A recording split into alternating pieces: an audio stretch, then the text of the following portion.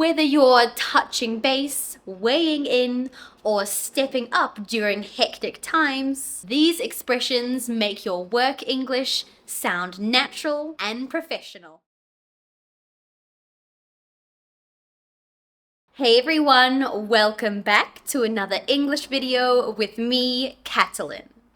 Office life comes with its own vocabulary, phrases, and expressions. You don't just say, I'm busy. You say, I'm slammed. And you don't talk later, you touch base. If you've ever felt like workplace English is an entirely different language, you're not wrong. Today, we're diving into the real language that people use in the office.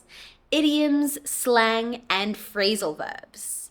Using these will help you sound more natural, confident, and in control. Let's jump right in. Number 1 is circle back. To circle back to something means to revisit it at a later time. Let's say you're in a meeting and you bring up a concern or an idea with your manager. And your manager says, let's circle back to that. That means let's not talk about that right now, but we'll revisit it sometime in the future. Saying let's circle back is a polite way to stop a conversation from going any further. Number 2 is pivot. To pivot means to change direction or change strategy. Imagine you are working on a project and you're halfway through and realize that what you're doing isn't really working very well. You might say to your teammates, hey, I think what we're doing isn't working. Maybe let's pivot to a different approach. This means let's try to think of a different way to do this. Number 3 is low-hanging fruit. Low-hanging fruit means simple, easy tasks that are quick to complete and give good results. For example, if you're working on a big project with your team and you're feeling really overwhelmed, you might suggest, let's focus on the low-hanging fruit first, then we'll deal with the rest. This means, let's focus on the easy things first. Then we can get to the hard ones. Number 4 is to loop someone in. To loop someone in means to include them or tell them about a conversation or project that they weren't part of before. Let's say you've been working on a project with a small team and someone new joins. At the start, of course, they won't know much about what you're working on. So you might say, I know you might feel a little bit lost, but don't worry, I'll loop you in. This means that you'll tell them about what you're working on and how they can help to get them up to speed with what you guys are doing. Now let's take a look at an example dialogue to see these words in action. In this dialogue, we'll see a Monday morning meeting of people discussing their project that they're working on together. Okay, team. After last week's poor feedback from the client, we need to rethink our approach. Let's pivot and try something more creative. How about we start by tackling the low-hanging fruit first? Then we can discuss how to tackle the harder tasks as a team. Perfect. Make sure to loop in the design team so they know what we're changing. Will do. What about discussing the budget? Let's circle back to that next week once we've made more progress. Now let's talk about something that we all deal with in the workplace: stress and pressure. Whether you're complaining to a coworker or talking to your boss, these phrases will help you to express your feelings of busyness in a fluent way that sounds natural. Number 1 is bogged down. This means that you feel stuck. Either you're stuck on a tricky task, or you have so many things to do all at once that you just can't finish them. For instance, you might say, I was aiming to finish that report today, but I got bogged down in emails and admin work. This means you couldn't finish the report because you got stuck answering all your emails. Now here's a fun way to remember this one. In English, a bog is a wet, muddy place. If you step in it, you're definitely going to get stuck and sucked down. That's exactly the feeling that this idiom captures. Number 2 is slammed. This means to be extremely busy, to the point where you have no time for anything else. If someone asks you for help, but you're too busy, you might say, "Oh, I'm sorry, I'd love to help, but I'm totally slammed this week." Word number 3 is juggling.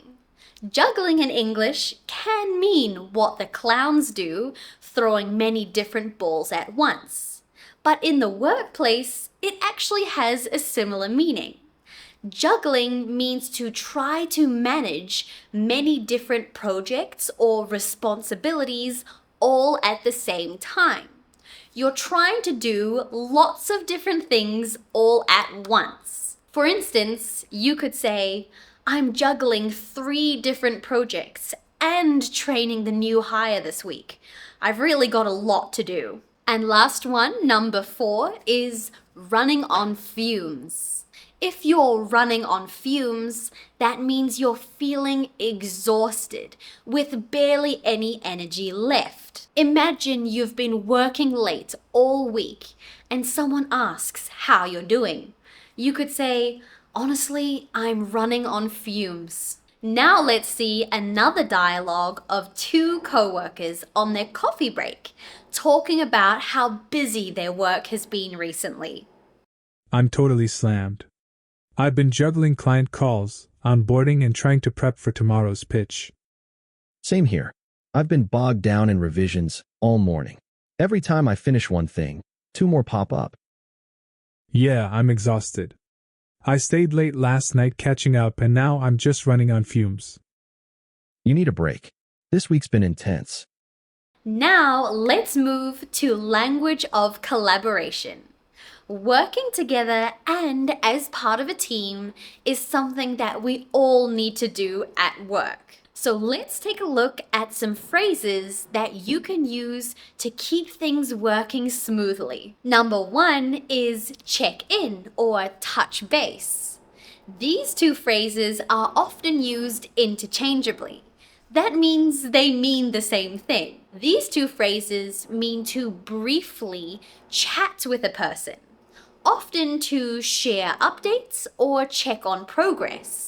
For example, you might say to your coworker, "Let's touch base tomorrow to make sure that we're prepared for the client's call." This is a quick and easy way of saying, "Let's talk tomorrow to make sure that we both know what we're doing." Number 2 is to weigh in. To weigh in on something means to give your opinion or your input. Let's say your teammate is reviewing a design and would like your feedback. They might say to you, "If you have any thoughts, please weigh in." This means that if you have any thoughts on the design, please tell me. Next is to chip in. This means to do something to help towards a shared goal. If you're working as part of a team, everyone would be expected to help in some way, whether it's with time, effort, or ideas. To do your part to help is to chip in. For example, everyone chipped in to help finish the presentation before the deadline. This means everyone helped out to finish the task quickly. And lastly is to step up. To step up means to take responsibility, control, or action when a situation is challenging and no one else wants to do it. This one is often used to describe a person that takes charge even when it's not really their role. You might hear, "When the manager was away, Maya really stepped up and kept the project on track. This means that Maya took action and took responsibility of the project while the manager was gone, even though it wasn't her job. Now let's see a final dialogue of two co-workers preparing for a client presentation. Hey, I just wanted to check in. How is the slide deck coming along? Almost done. I added the new stats this morning. We should probably touch base later to make sure everything is ready. Good call. I'll weigh in on the visuals once I finish the budget section. Great. By the way, thanks for stepping up yesterday when the client changed the brief. No problem. It wasn't just me. Everyone chipped in to get it done.